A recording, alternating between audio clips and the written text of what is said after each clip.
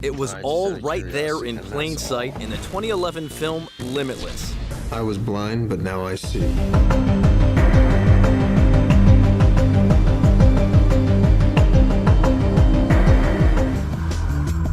A tablet a day, and I was limitless.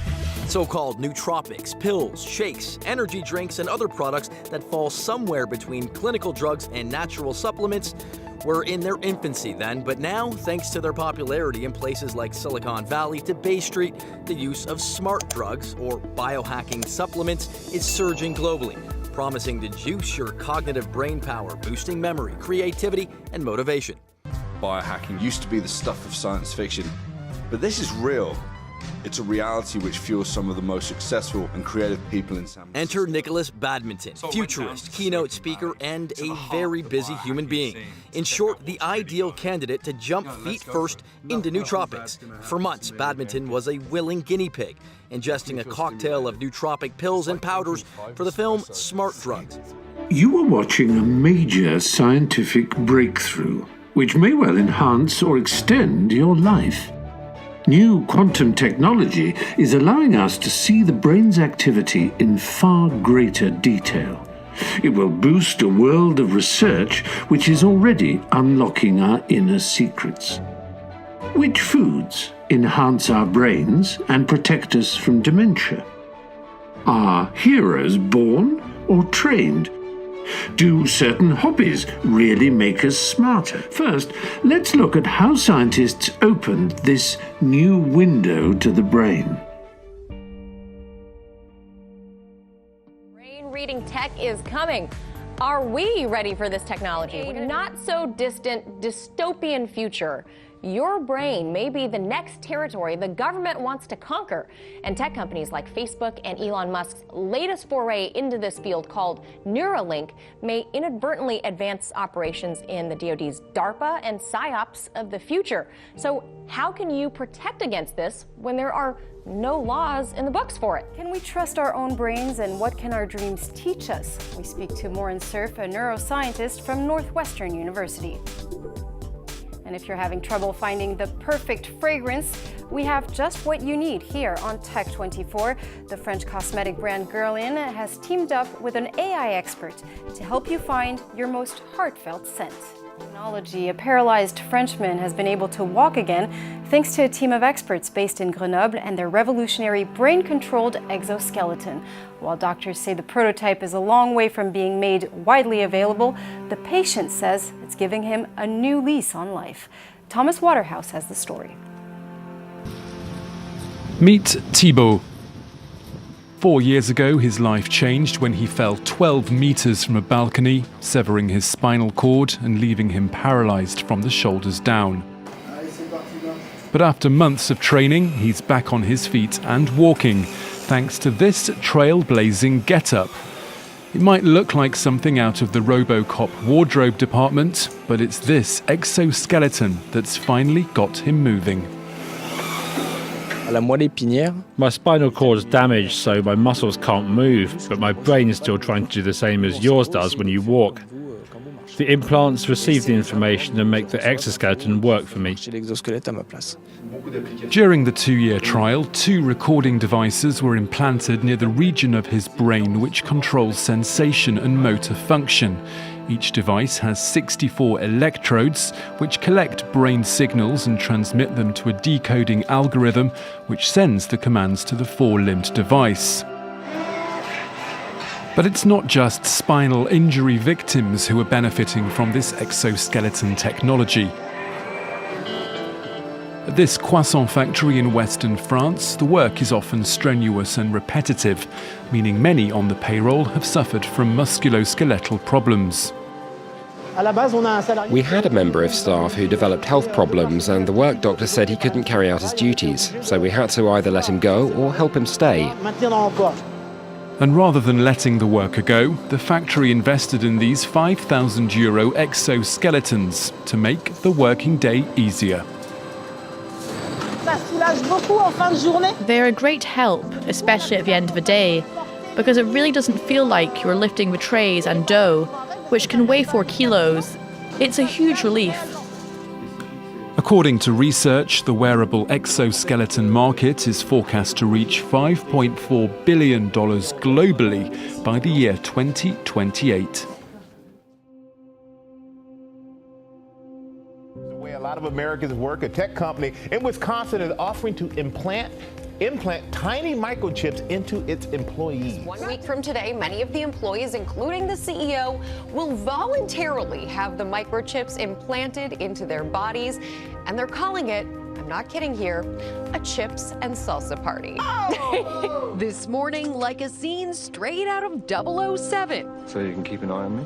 Employees at one Wisconsin tech company, 3 Square Market, willingly making that fantasy a reality, implanting their own bodies with microchips. What did the employees say when you brought this idea to them? Half of them actually within 5 seconds says yes. CEO Todd Westby, along with 50 of his 80 colleagues, even his wife and kids, preparing to implant these chips, the size of a grain of rice, between their forefingers and thumbs, so they can do everything from buy snacks in the break room to log in the morning to unlocking doors with just the swipe of a hand. What did it take to persuade the holdouts? Basically, we had to explain to them there's no tracking of the information. It's not GPS or anything like that. The radio frequency technology in the devices, approved by the FDA, will be inserted with a small needle by a licensed technician. Some internet experts warn that the convenience could come at a cost. Doesn't it? Now let's stick with science, because Elon Musk has unveiled a new device which he claims can connect the human brain to a computer interface. He says that this system has been tested on a monkey, enabling the animal to then control a computer with its brain. Well, Elon Musk now wants to start trialing it on humans. So this is what Elon Musk's company called Neuralink has developed. It's in fact a tiny probe which contains more than 3,000 electrodes, which are attached to flexible threads that are thinner than human hair, and these can monitor the activity of 1,000 neurons in the brain. I don't want to live a normal life. I want to live an exceptional life, and I want to try things and do things that perhaps others in my situation have never done. Meet Alex Lewis, interior designer, businessman, adventurer and motivational speaker. We were just an ordinary family, me, Lucy and our son Sam. Then, just over 2 years ago, I caught a common cold. It was to change the course of my life overnight. I'm in this condition thanks to an incredibly rare case of strep A, and it led to toxic shock syndrome, septicemia, and subsequently sepsis. I lost all 4 limbs within about 6 or 7 months. Alex is a pathfinder for those with serious medical conditions. In the remains of each arm, a microchip has been implanted. One is to hold medical information, the other for a chore the able-bodied take for granted. For me, as a prosthetic user, one of the most fiddly things is keys. Keys are a nightmare for us. And the microchip, when looking into it, we realised quite quickly that it could save a lot of time. So for me, it was going to be beneficial for that. I could lose 15 minutes trying to get in my front door. I could lose 10 minutes trying to get out of my back door. And now all that's been saved. These microchips use a system called near-field communication. It's exactly the same sort of technology used in contactless debit and credit cards. Like the bank cards, the chip's information can be scanned, but it cannot transmit. Once banking security has been configured, developers believe consumers will soon be free to spend with the implant. A British railway ticket, but it's much different in Sweden, a country supposedly leading the microchip revolution. On Sweden's high-speed rail lines for the past 18 months, implanted passengers have put their travel payment on the chip. I think it's really good with a chip ticket. I love all companies that use the chip technology. The rail company is stopping the experiment. The number of implanted passengers is relatively small, and it wants to pursue other forms of ticketing. This is not a setback, insists Sweden's microchip pioneer Johan Österlund, a former body piercer seen here giving a TED talk. We can do easier travel. We can do faster and safer payment. We can do something as mundane as opening a door. I mean, the opportunities are endless. unfortunately, these innovators often don't think about the political ramifications. Gus Hussain is the executive director of Privacy International, a non-profit that challenges overreaching state and corporate surveillance. In today's world particularly, we have to imagine how governments and how ambitious politicians and even ambitious corporate executives will try to imagine putting this type of technology into you so that they can exploit your data and ultimately exploit you. Is it possible to hack the human brain, and is it as easy as hacking a computer? It's actually probably easier because you're going to help us with that.